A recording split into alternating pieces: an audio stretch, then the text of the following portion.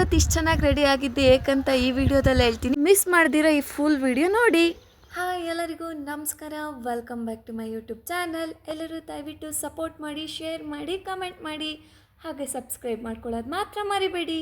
ನೋಡ್ರಿ ಎಂತ ಚಂದ ಅಲ್ವಾ, ಎದ್ದಿದ ತಕ್ಷಣ ಎಷ್ಟು ಚೆನ್ನಾಗಿ ಮೈ ಮುರಿತಾ ಇದ್ದೀನಿ. ಅದಾದಮೇಲೆ ಫ್ರೆಶ್ ಅಪ್ ಆಗಿ ಬಂದುಬಿಟ್ಟು ದೇವ್ರಿಟ್ಟಿದ್ವಲ್ಲ ಅಲ್ಲೆಲ್ಲ ಕ್ಲೀನ್ ಮಾಡಿಬಿಟ್ಟು ತಿಂಡಿ ತಿನ್ನೋಣ ಅಂತ ಹೊರಟ್ವಿ. ಹೋಗಬೇಕಾದ್ರೆ ಎಳ್ನೀರು ನೋಡಿದ್ವಿ, ಎಳ್ನೀರು ಕುಡಿಬೇಕು ಅನಿಸ್ತಿತ್ತು. ಅಲ್ಲೋಗಿ ಎಳ್ನೀರು ಕುಡಿದ್ವಿ. ಆಮೇಲೆ ಹೋಟೆಲ್ಗೆ ಹೋಗಿ ದಾವಣಗೆರೆ ಬೆಣ್ಣೆ ದೋಸೆ ಸ್ಪೆಷಲ್ ಅಂದರು, ಅದನ್ನು ತೊಗೊಂಡು ಟೇಸ್ಟ್ ಮಾಡೋಣ ಅಂತ ಹೋದ್ವಿ. ದೋಸೆ ಮಾತ್ರ ಸಕ್ಕತ್ತಾಗಿತ್ತು, ಅಲ್ಟಿಮೇಟ್. ಆಮೇಲೆ ಈರುಳ್ಳಿ ಬೆಣ್ಣೆ ದೋಸೆನೂ ತುಂಬ ಸಕ್ಕತ್ತಾಗಿತ್ತು. ತಿಂದ್ಕೊಂಡು ಮನೆ ಕಡೆ ಹೊರಟ್ವಿ. ಏನಕ್ಕೆ ಇಷ್ಟು ಚೆನ್ನಾಗಿ ರೆಡಿಯಾಗಿದೆ ಅಂದರೆ ರೀಲ್ಸ್ ಮಾಡೋಕ್ಕೆ. ರೀಲ್ಸ್ ಎಲ್ಲ ಮಾಡಿ ನಮ್ಮ ಮನೆಗೆ ಹೋಗ್ಬೇಕಂತ ರೆಡಿಯಾಗಿ ಬಾವನ ಹತ್ರ ಬಿಡಿಸ್ಕೊಂಡೆ. ಊರಿಗೆ ಹೋಗೋ ಖುಷಿಗೆ ಬಸ್ ಬಂತು ಅಂತ ಬಾವಂಗೆ ಬಾಯಿ ಎಳ್ದಿರ ಬಂದ್ಬಿಟ್ಟೆ. ಆಮೇಲೆ ಗೊರಗುಂಟ ಪಾಳ್ಯಗೆ ಅರ್ಧ ದಾರಿಗೆ ನಿಲ್ಲಿಸ್ಬಿಟ್ರು. ಟ್ರಾಫಿಕ್ ಐತೆ, ನಡ್ಕೊಂಡು ಹೋಗು, ಬೇಗ ಹೋಗ್ತೀನಿ ಅಂತ. ಅಲ್ಲಿಂದ ನಡ್ಕೊಂಡು ಹೋಗಿದ್ದಾಯಿತು.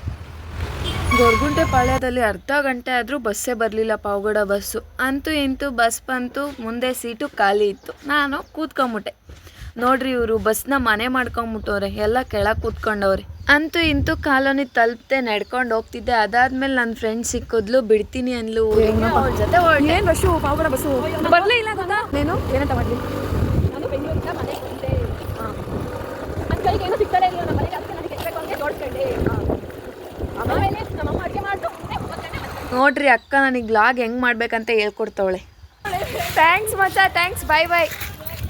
ಅಣ್ಣ ನೋಡ್ರಿ ಪಾಪ ನಮ್ಮ ಅಜ್ಜಿಗೆ ಹೆಂಗೆ ಹೇಳ್ತವನೆ ಕೈ ಗಾಯ ಆಗಿರೋದಕ್ಕೆ.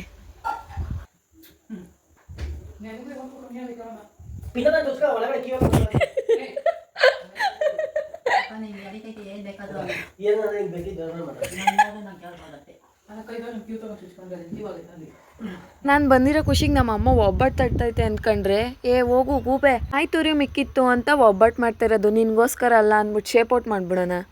ಆದರೂ ಶೇಪ್ ಔಟ್ ಮಾಡಿಸ್ಕೊಂಡು ಒಂದು ಒಬ್ಬಟ್ಟು ತಿಂದು ಟಿವಿ ನೋಡ್ಕೊಂತ ಮಲ್ಕೊಂಡೆ. ಇವತ್ತಿನ ಕತೆ ಇಷ್ಟ ಆಗಿರುತ್ತೆ. ಈ ವಿಡಿಯೋ ಇಷ್ಟ ಆದಲ್ಲಿ ಲೈಕ್ ಮಾಡಿ, ಶೇರ್ ಮಾಡಿ, ಕಮೆಂಟ್ ಮಾಡಿ, ಹಾಗೆ ಸಬ್ಸ್ಕ್ರೈಬ್ ಮಾಡೋದು ಮಾತ್ರ ಮರಿಬೇಡಿ.